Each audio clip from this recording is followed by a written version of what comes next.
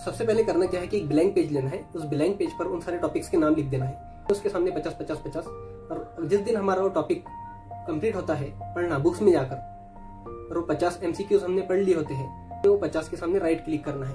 अगर से आप नीट एस्पिरेंट हो और आप नीट में ज्यादा से ज्यादा स्कोर लाना चाहते हो तो इस ट्रिक को ध्यान में रखें कि हमें क्या करना होता है कि जितने भी टॉपिक्स होते हैं सबके नाम लिख देना होते हैं।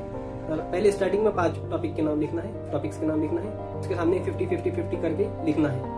और उसमें डेली करना क्या है कि हमें रोज एक टॉपिक को लेकर उसके 50 जो 50 हमने लिखे हैं वो 50 क्वेश्चन आंसर्स को पढ़ लेना है, समझ लेना है, मतलब कि MCQs को समझ लेना है उसके आंसर के साथ। उसके बाद में नेक्स्ट टॉपिक, उसके बाद में 50 पढ़ लेना है, उसके सामने राइट क्लिक कर देना है।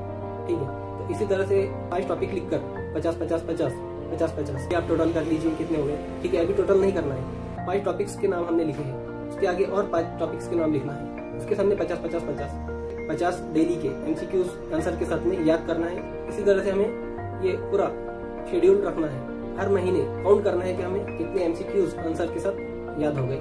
ये ट्रिक के हिसाब से अगर से आपने काम किए तो आप ज़्यादा से ज़्यादा MCQs को हैंडल कर पाओगे। अगर से हम एक MCQs याद कर लें तो उससे रिलेटेड अगर से वो दूसरा कोई MCQs पूछता है तो हम उसका आंसर भी दे सकते हैं।